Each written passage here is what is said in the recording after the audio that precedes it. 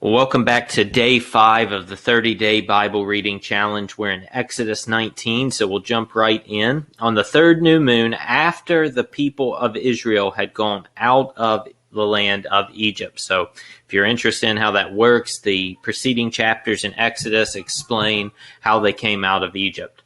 On that day, they came into the wilderness of Sinai. They set out from Rephidim and came into the wilderness of Sinai. So both times there.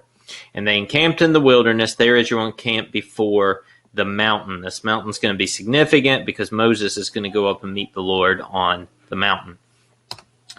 So continuing into verse 3, while Moses went up to God, the Lord called to him out of the mountain, saying, thus you shall say to the house of Jacob, and tell the people of Israel, you yourselves have seen what I did to the Egyptians, and how I bore you on eagle's wings and brought you to myself. So notice who's doing the action here. This is all the Lord's works. I brought you to myself.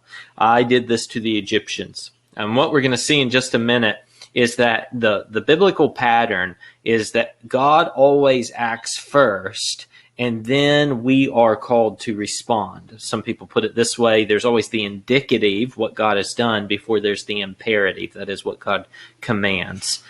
Verse 5, now therefore, if you will indeed obey my voice and keep my covenant, you shall be my treasured possession among all peoples, for all the earth is mine. Now remember the order. If you get this mixed up, you're going to make some mistakes.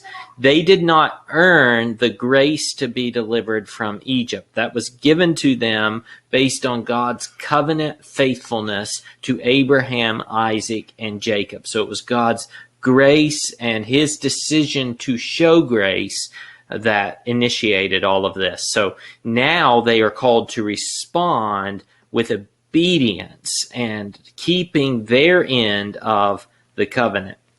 And if they do that, they will be a treasured possession among all peoples. And this is a special word for the Lord and for his people. They'll be a treasured possession among all peoples. Why? For all the earth is mine. And you shall be to me a kingdom of priests and a holy nation. So here's Israel's function: to point others to the Lord. That's what it means to be the people of God. And in 1 Peter chapter 2, Peter's going to pick up this language and say this is really about the church now, that the church is this kingdom of priests and this holy nation, and our job now is to point to the one true God who has revealed himself in Christ. And so this was Israel's task, to make the God who delivered them from Egypt known, and now it is the church's task to make the God who delivers from sin, Satan, and death known. Go ahead and read the rest of the chapter. Tomorrow we're going to talk about the Ten Commandments, which pick up in Exodus chapter 20. I hope to see you there as we continue this 30-day Bible reading plan.